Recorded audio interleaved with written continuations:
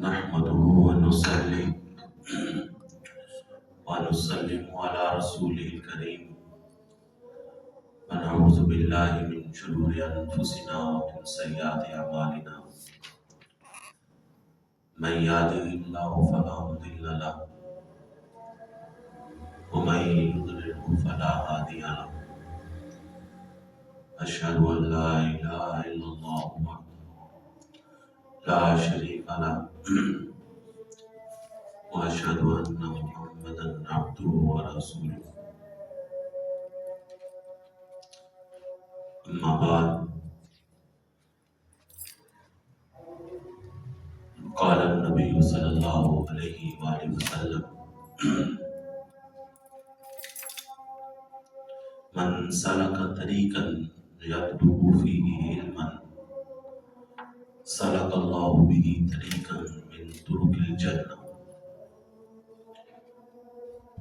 وإن الملائكة لتضع أجنحته رضا لطالب العلم وإن العالم يستغفر له من في السماوات ومن في الأرض والحيتان في جوف الماء وإن فضل العالم على العابد كفضل القمر ليلة البدر على سائر الكواكب وإن العلماء ورثة الأنبياء وإن الأنبياء لم يورثوا دينارا ولا درهما وإنما ورثوا العلم من أخذه أخذ بحز وافر أو كما قال عليه الصلاة والسلام إن الله وملائكته يصلون على النبي يا أيها الذين آمنوا صلوا عليه وسلموا تسليما درود شریف بآواز بلند پڑھیں الصلاۃ والسلام علیک یا سیدی یا رسول اللہ الصلاۃ والسلام علیک یا سیدی یا حبیب اللہ الصلاۃ والسلام علیک یا سیدی یا شفیع المذنبین وعلی آلک واصحابک یا سیدی یا رحمۃ للعالمین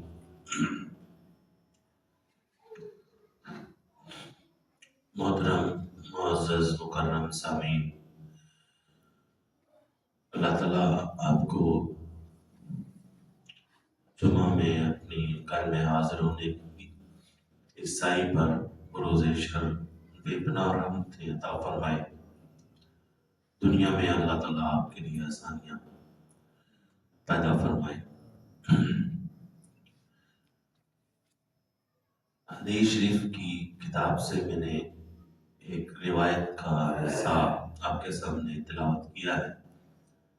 اللہ تعالیٰ کی توفیق اور اس کی مدد سے انشاءاللہ العزیز اس روایت کے معنی آپ کی خدمت میں عرض کرنے ہیں۔ روایت کے الفاظ چونکہ روایت طویل ہے، اس لیے بلا تمہید روایت کی طرف بڑھتے ہیں۔ ان کثیر ابن قیس کہتے ہیں، یہ تابعین ہیں، تابعین میں سے ہیں، تابعی۔ یہ کہتے ہیں کنت جالسا مع ابی الدرداء فی مسجد دمشق۔ آپ فرماتے ہیں کہ میں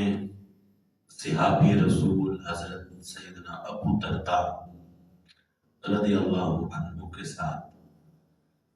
دمشق کی ایک مسجد میں بیٹھا ہوا تھا۔ اس لفظ کو دمشق بھی پڑھا جاتا ہے اور دمشق بھی پڑھا جاتا ہے۔ وہ فرماتے ہیں کہ میں مسجد میں بیٹھا ہوا تھا ابو درداء کے ساتھ، صحابی رسول ہیں حضرت ابو درداء۔ فجاء رجل، ایک شخص آیا، مرد آیا، فقال یا ابا الدرداء، کہنے لگا اے ابو درداء صحابی رسول، انی جئتک من مدینۃ الرسول، یہ اس زمانے کی بات ہے کہ رحمت دو عالم صلی اللہ علیہ وآلہ وسلم اس دنیا سے تشریف لے جا چکے ہیں، اور صحابہ رضوان اللہ علیہم اجمعین اور پہلے اہل بیت اطہار آل رسول وہ پوری دنیا میں شرق و غرب میں پھیل گئے ہیں، دینی تعلیمات کو عام کر رہے ہیں۔ تو حضرت ابو درداء کے پاس وہ شخص آیا تو اس نے کہا کہ انی جئتک، میں آپ کے پاس آیا ہوں، من مدینۃ الرسول، مدینہ شریف سے آیا ہوں، اور رحمت دو عالم صلی اللہ علیہ وسلم کے شہر سے آیا ہوں۔ آپ اندازہ لگائیں مدینہ شریف سے دمشق تک اس زمانے میں وہ شخص سفر کر کے گیا، پیدل سفر ہے یا جانوروں پر سفر ہے، تھکا دینے والے، تھکان سے بھرپور سفر ہے۔ لحدیث بلغنی انک حدثتہ عن رسول اللہ صلی اللہ علیہ وسلم، کہتے ہیں میں اتنا لمبا اتنا طویل سفر کر کے آیا ہوں مدینہ شریف سے ڈماسکس تک، دمشق تک، اتنا طویل سفر جو میں نے کیا ہے، اتنا خرچہ ہوا، اتنی تکلیف کاٹی، بیوی بچے چھوڑے، خاندان قبیلہ چھوڑا، سب کچھ چھوڑا، سرکار کا شہر مدینہ چھوڑا، کیا کوئی بہت بڑا مقصد تھا، بہت بڑی غرض تھی، بہت بڑا کوئی فائدہ حاصل ہو رہا تھا۔ بندہ اتنا بڑا قدم تو اسی لیے اٹھاتا ہے، ہم تو بلا وجہ بلا حاجت یہاں سے 1 کلومیٹر سفر کر کے کہیں نہیں جاتے۔ وہ کہتے ہیں کہ میں مدینہ الرسول سے آپ کے پاس آیا ہوں، انی جئتک، آپ کے پاس آیا ہوں، اور وہ تھے دمشق کے اندر، دمشق کے اندر۔ وجہ بیان کرتے ہیں، وجہ سنیے، وجہ کہتے ہیں لحدیث، میں اتنا سفر کر کے آیا ہوں، اتنا طویل سفر کر کے آیا ہوں، سینکڑوں میل کا سفر ہے، تکلیفیں، مشقت، صعوبتیں سفر کی میں نے کاٹی ہے، یہ صرف اور صرف ایک حدیث کے لیے آیا ہوں، ایک روایت، ایک حدیث کے لیے آیا ہوں۔ بلغنی انک حدثتہ عن رسول اللہ صلی اللہ علیہ وسلم، مجھے یہ بات پتہ چلی کہ آپ وہ حدیث رحمت دو عالم صلی اللہ علیہ وسلم سے بیان فرماتے ہیں، سرکار دو عالم صلی اللہ علیہ وسلم سے وہ حدیث آپ روایت کرتے ہیں، آپ اس کے راوی ہیں، آپ نے رحمت دو عالم صلی اللہ علیہ وسلم سے وہ حدیث سنی ہے۔ میں وہ حدیث سننے کے لیے اتنا لمبا سفر کر کے آیا، مدینہ شریف سے دمشق تک یا دمشق تک، اتنا طویل سفر کرنے کی غرض یہ ہے کہ صرف ایک حدیث ہے جو رحمت دو عالم صلی اللہ علیہ وسلم سے آپ روایت کرتے ہیں اور بیان کرتے ہیں، میں نے وہ سننی ہے، میں اس لیے آیا ہوں۔ اپنے نصیب، اپنے مقدر پر،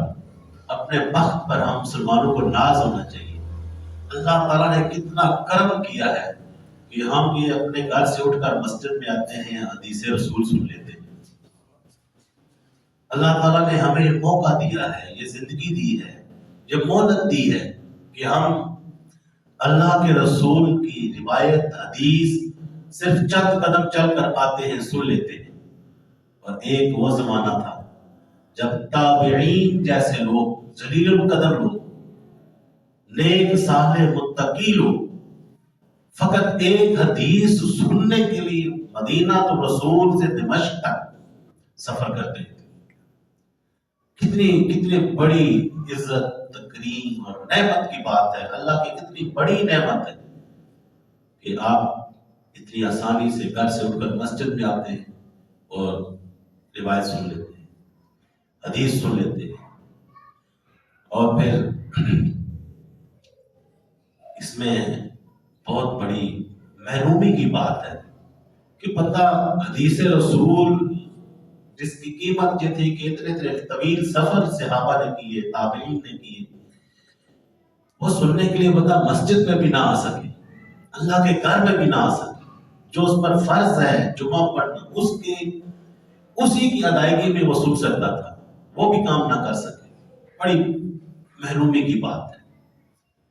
این سعادت بزور بازو نیست تا نہ بخشت خدائے بخشندہ، یہ شیخ سعدی کہتے ہیں یہ سعادت، یہ کرم نوازی، یہ اپنے طاقت اور زور سے حاصل نہیں کی جا سکتی، یہ ادھر سے کرم ہوتا ہے تو بندہ اللہ کے گھر حاصل ہوتا ہے، ادھر سے کرم نہیں ہے، ادھر سے دروازے بند ہے رحمت کے تو بندہ نہیں آ سکتا۔ خیر وہ کہتے ہیں کہ میں وہ ایک حدیث سننے کے لیے مدینہ شریف سے دمشق گیا، مجھے پتا تھا کہ آپ وہ روایت کرتے ہیں تو میں نے کہا آپ سے سن لوں، کیونکہ آپ نے رحمت دو عالم صلی اللہ علیہ وسلم سے خود حدیث سنی تھی۔ اس میں آج کے اس جدید دور کی بات سمجھاؤں کہ ہم یوٹیوب فیس بک پہ بیٹھ کے ریکارڈنگز وغیرہ سن لیتے ہیں، اسی کو سب کچھ مان لیتے ہیں، لیکن دیکھیے ان کو پتا تھا کہ حدیث یہ بیان کرتے ہیں، حدیث سن چکے تھے، ملا علی قاری کا نیچے تبصرہ ہے، میں اس طرف نہیں جا رہا، وہ وضاحت فرما رہے ہیں، یہ میرے پاس مرکات ہے ملا علی قاری رحمۃ اللہ علیہ کی، یہ آپ اس کی زیارت کر سکتے ہیں۔ زیارت اس لیے کروائی ہے کہ یہ اتنی جلیل القدر کتاب ہے کہ یہ بندہ حرمین شریفین میں رہا ہے، ملا علی قاری بہت جلیل القدر عالم تھے، بڑی زبردست انہوں نے کتاب لکھی۔ ایک دفعہ عربوں کے ایک عالم کے ساتھ میری گفتگو ہوئی تو کسی ہم نے اختلافی مسئلے پر بات کی، تو میں نے بات کی، انہوں نے بات کی، تو میں نے حوالہ دیا ان کے کسی بزرگ کا، میں نے کہا آپ کے بزرگ نے یہ بات کی، انہوں نے کہا ان کو چھوڑو، تم ملا علی قاری کو پڑھا کرو، یقین جانیے ملا علی قاری کو آپ پڑھیں گے تو آپ کا دل باغ باغ ہو جائے گا۔ وہ اس پر تبصرہ کرتے ہیں حدیث تو سن چکے تھے، پھر کیوں آئے؟ پتا تھا نا حدیث یہ بیان کرتے ہیں، تو حدیث جب سن لی تو پھر مقصد پورا ہو گیا، پھر یہاں آنے کا کیا فائدہ؟ انہوں نے کہا اس لیے آئے کہ خود سنوں، اپنے کانوں سے ان کی آواز سنوں، لائیو براہ راست۔ ہم کہتے ہیں ریکارڈنگ سن لی، ویڈیو سن لی، بس کام ہو گیا، نہیں، جو لائیو بیٹھنے کا سامنے اپنے استاد، اپنے شیخ، اپنے مربی، اپنے مرشد کی نگاہوں کے سامنے بیٹھ کر سننے کا لطف ہے، وہ ریکارڈنگز وغیرہ میں نہیں۔ اگر ایسا بہت عالیشان کام ہوتا تو اللہ تعالیٰ تمام انبیاء علیہ السلام کی ریکارڈنگ سیو کر دیتا تاکہ آنے والے بعد کے لوگ ریکارڈنگ سن کے اپنی ہدایت کا سامان اکٹھا کر لیں۔ یہ لائیو جو موجود ہیں ان کو سننا اس میں ایک اپنا ہی فضل و کرم ہوتا ہے۔ تو فرمایا ایک حدیث ہے جو آپ بیان کرتے ہیں میں وہ سننے کے لیے آیا، آپ جو اتنا طویل سفر کر کے ایک کتابی وہ حدیث سننے کے لیے آئے ہیں، وہی حدیث میں آج آپ کو سنانے لگا، وہی حدیث آپ آج سماعت کریں گے، ہم آج وہ حدیث پڑھیں گے۔ ما جئت لحاجت، اور کہتے ہیں یقین جانیے کہ میں اتنا سفر کر کے اتنے ایک ملک کو چھوڑا ہے، درمیان میں کتنے ملک آئے ان کو چھوڑا ہے اور کتنے شہر چھوڑے ہیں، یہاں آپ تک پہنچا ہوں، میں کوئی اور کام نہیں ہے، نہ میں نے کوئی چیز خریدنی ہے، نہ بیچنی ہے، نہ میں نے کسی رشتہ دار کو ملنا ہے، نہ دوست کو ملنا ہے، صرف حدیث کے لیے آؤں۔ ما جئت لحاجت، کسی حاجت کے لیے نہیں آیا، ایک صرف حدیث سننے کے لیے آیا۔ قال فإني سمعت رسول اللہ صلی اللہ علیہ وسلم، وہ کہتے ہیں اب حضرت ابو درداء رضی اللہ تعالی عنہ نے روایت سنانی شروع کی، اور فرمایا فإني سمعت رسول اللہ صلی اللہ علیہ وسلم، کہتے ہیں بے شک میں نے خود رسول اللہ صلی اللہ علیہ وسلم سے حدیث سنی، من سلک طریقا یطلب فیہ علما، جو شخص کسی ایسے راستے پر چلا جس پر چل کر اس نے علم حاصل کرنا تھا، علم طلب کرنا تھا، سلک اللہ بہ طریقا من طرق الجنہ، وہ بظاہر ان کچے راستوں پر، ان پتھریلے راستوں پر، ان ٹیڑے میڑے راستوں پر چل رہا ہوگا، لیکن اللہ تعالیٰ اس کے قدموں کو ان راستوں پہ ڈال دے گا جو سیدھے جنت کو جاتے ہیں، یہ جنت کے راستوں پہ چل پڑے گا۔ وَإِنَّ الْمَلَائِكَةَ لَتَضَعُ أَجْنِحَتَهَا لِطَالِبِ الْعِلْمِ، اور بے شک اللہ کے فرشتے طالب علم کو خوش کرنے کے لیے، اس کو راضی کرنے کے لیے، اس کی رضامندی میں، اس کی خوشی میں، لَتَضَعُ أَجْنِحَتَهَا،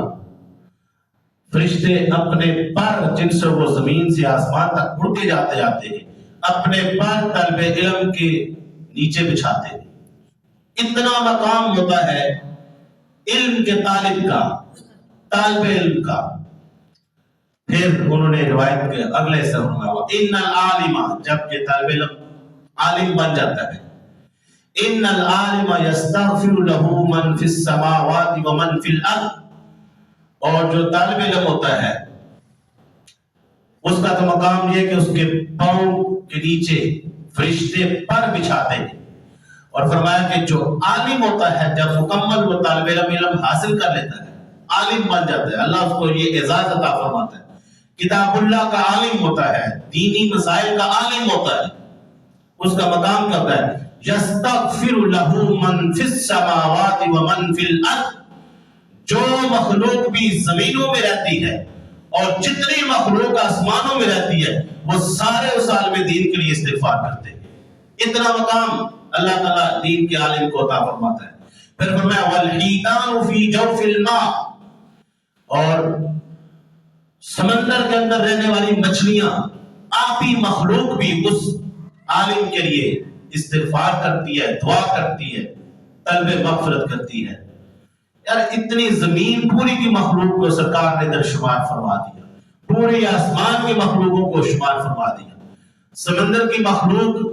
کو بھی شامل فرما دیا۔ اتنی مخلوق اللہ کی جس کے لیے دعا کرتی ہوگی، اس کو اللہ تعالیٰ کیا مقام عطا فرماتا ہوگا، اس عالم کا درجہ کتنا بلند ہوگا۔ اللہ تعالیٰ ہم سب کو ایسا عالم بننے کی توفیق عطا فرمائے۔ وہ عالم کتنا مقدر والا، کتنا بخت والا ہوگا، وہ والدین کتنے بخت والے ہوں گے جن کے اولاد ایسا عالم ہوگی، ان کا کتنا اعزاز ہوگا، قبر میں ان کو اللہ کتنی راحتیں پہنچاتا ہوگا، کتنے سکون، کتنے اطمینان پہنچاتا ہوگا، کتنی برکتیں ان کو قبر میں ملتی ہوں گی جب ان کی اولاد عالم بن کر لوگوں کے لیے ہدایت کا سامان بنتی ہوگی، لوگوں کو اللہ رسول کا پیغام پہنچاتے ہو۔ اپنی اولادوں کو جس طرح دنیا میں زیادہ ترقی کرنے کے راستے سکھاتے ہو، خرچے کرتے ہو، اعلیٰ سے اعلیٰ اسکولوں میں ڈالتے ہو، اعلیٰ سے اعلیٰ کالجز یونیورسٹیز میں ڈالتے ہو، سکلز سکھاتے ہیں، کمپیوٹر سکھاتے ہیں، بہت ضروری ہے یہ سکھائیں، لیکن اس سے زیادہ ضروری ہے کہ اس کو دین کا علم بھی سکھائیں۔ یہ آپ کی ذمہ داری ہے، وہ یہ فی سبیل اللہ چھوڑنے سے نہیں کہ خود چلا جائے گا، کہیں سے سیکھ لے گا، نیٹ سے سیکھ لے گا، نہیں، وہ آپ کی ذمہ داری ہے، سرپرست کی ذمہ داری ہے۔ اس نے خود اہتمام کرنا ہے بچوں کو دین سکھانے کا، بچوں کو مدارس بنے ہوئے ادھر ڈالیں، انہیں بٹھائیں، انہیں پڑھائیں، اسکول کالج بھی ساتھ پڑھائیں، سکلز بھی سکھائیں، عالم دین بھی بنائیں۔ کیا آپ نہیں چاہتے کہ میں قبر میں جاؤں تو میرے پیچھے رحمتوں کی سوغات میرے اولاد کی طرف سے مجھے ملتی رہے؟ اللہ تعالیٰ عالم کو اتنا مقام عطا فرماتا ہے۔ پھر ارشاد فرمایا ان فضل العالم عالم علی العابد۔ اب دو طرح کے لوگ ہوتے ہیں، کچھ کہتے ہیں کہ عبادت میں بہت زیادہ آگے بڑھ جانا چاہیے، عبادت عبادت عبادت عبادت، اور کچھ لوگ ہوتے ہیں وہ کتاب کتاب کتاب کتاب، صبح پڑھنا شام پڑھنا، شام پڑھنا صبح پڑھنا، رات کو پڑھنا، وہ دین کے ساتھ علم کے ساتھ جڑے رہتے ہیں۔ اللہ تعالیٰ کو قول فرمائے ہم فجر کے ٹائم اٹھتے ہیں تو زور تک پڑھنے پڑھانے کا سلسلہ ہے، اس کے بعد آ کر پھر 2-3 گھنٹے مطالعہ کے لیے چاہیے ہوتے ہیں، 3 گھنٹے وہ کتابیں پڑھنی جو اگلے دن سبق پڑھانی، مغرب کے بعد پھر پڑھانا ہے، عشاء کے بعد پھر پڑھانا ہے۔ تو ایسے صبح گزرتی ہے، رات گزرتی ہے، صبح گزرتی ہے، رات گزرتی ہے، اللہ تعالیٰ قبول فرمائے۔ تو میں بھی تو کسی کی اولاد ہوں، آج انہیں بھی قبر میں سکون ہوتا ہوگا، اللہ تعالیٰ نے ان کی اولاد کو یہ اعزاز بخشا ہے، تو آپ بھی ایسا ہو سکتے ہیں، میں بھی ایسا ہو سکتا ہوں، ہماری بھی اولادیں ہیں، ہمیں بھی ان کو اس راستے پہ چلانا، یہ ہمارے لیے اعزاز کی بات ہے۔ تو بات کر رہا تھا، کچھ لوگ کہتے ہیں عبادت بہت زیادہ، علم آتا ہے نہیں آتا، کچھ لوگ کہتے ہیں علم بہت زیادہ۔ نبی علیہ السلام نے دونوں کو کمپیئر کیا، ایک عالم کو جو صاحب علم ہے فرائض پورے کرتا ہے، سنن پورے کرتا ہے، نوافل بہت زیادہ نہیں پڑھتا، اور دولت اتنی ہے نہیں کہ صدقات و خیرات کرے بہت زیادہ کثرت کے ساتھ، اور دوسری طرف ایک عبادت گزار بندہ ہے، نفلوں پہ نفل، کوئی نفل چھوڑ نہیں رہا، صدقات و خیرات کی لائن لگی ہوئی ہے، اللہ تعالیٰ نے دولت وافر دی ہے، بڑے خوش قسمتی ہے کہ دولت بھی ہو، بندے کو خرچ کرنے کا دل بھی ہو، اللہ نے دیا ہو۔ فرمایا کہ ان فضل العالم علی العابد، عالم اور عابد دونوں میں سے کون فضیلت والا ہے، کس کی فضیلت زیادہ ہے؟ فرمایا عالم کی فضیلت عابد کے مقابلے میں ایسی ہے کہ فضل القمر لیلۃ البدر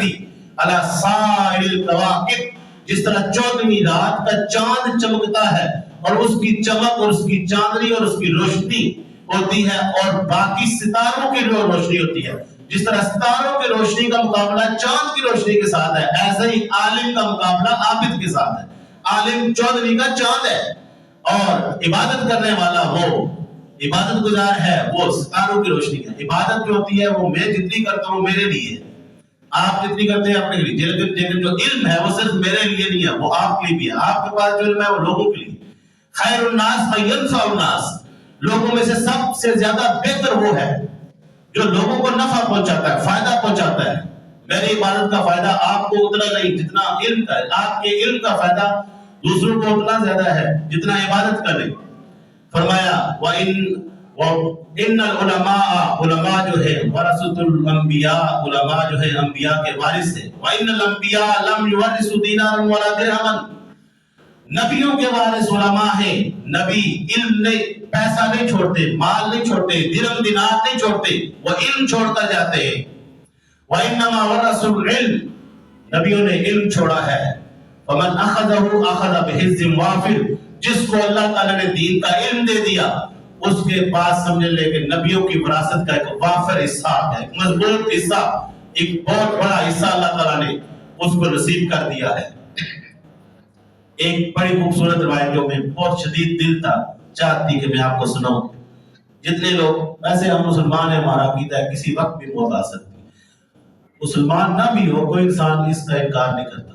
کوئی یہ نہیں کہتا کہ 50 سال بعد ہی موت آنی ہے، 50 سے پہلے نہیں، کسی وقت بھی آ سکتی ہے، کسی کی بھی آ سکتی ہے۔ ابھی پچھلے چند دن پہلے میرا ایک دوست فوت ہوا یو کے اندر، وہ 40 سال 50-40 کے درمیان ہوگا، 40-45 کا ایکسیڈنٹ ہوا، ہم کہتے ہیں نہیں پتا چل رہا، پہلے دماغ کی رگ پٹی ہے یا ایکسیڈنٹ ہوا ہے، تو کوئی انجری بھی نہیں، فوت ہو گیا، تو کوئی پتہ نہیں ہوتا ٹائم کسی کا کب وقت برابر آ جائے۔ تو یہ ذرا روایت سنیے، خاص طور پر میں اپنے بزرگوں کو کہوں گا یہ روایت توجہ سے سنیے۔ حضرت حسن بصری رضی اللہ تعالیٰ عنہ ارشاد فرماتے ہیں کہ قال رسول اللہ صلی اللہ علیہ وسلم، رحمت عالم صلی اللہ علیہ وسلم نے ارشاد فرمایا، من جاءه الموت وهو يطلب العلم ليحيي به الاسلام، جس بندے کو موت اس حالت میں آئی کہ وہ دین کا علم سیکھ رہا تھا اور وہ سیکھ اس نیت سے رہا تھا کہ میں اس کا ابلاغ اس طریقے سے کروں گا کہ لوگ جو دین چھوٹے جا رہے ہیں ان کو کچھ نہ کچھ دین سکھاؤں، وہ دین کی طرف آئیں، اس نظریے سے جو دین کا علم سیکھ رہا تھا، اسی حالت میں وہ مر گیا۔ عالم نہیں بنا، بھی طالب علم تھا، دین کا علم سیکھ رہا تھا کہ میں ابلاغ دین کروں، لوگوں کے اندر دین کی روح ڈالوں، ان کو دین کی طرف راغب کروں، اسی حالت میں اس کو موت آ گئی، ابھی علم مکمل نہیں ہوا۔ فرمایا فَبَيْنَهُ وَبَيْنَ النَّبِيِّينَ درجۃ واحدۃ فی الجنہ، فرمایا اس کے اور نبیوں کے درمیان قیامت والے دن جنت کے اندر صرف ایک درجے کا فاصلہ ہوگا۔ اتنا بلند مقام اللہ تعالیٰ علم کا عطا فرماتا ہے۔ اللہ تعالیٰ مجھے آپ کو عمل کی توفیق عطا فرمائے۔ وما علیہ الا البلاغ۔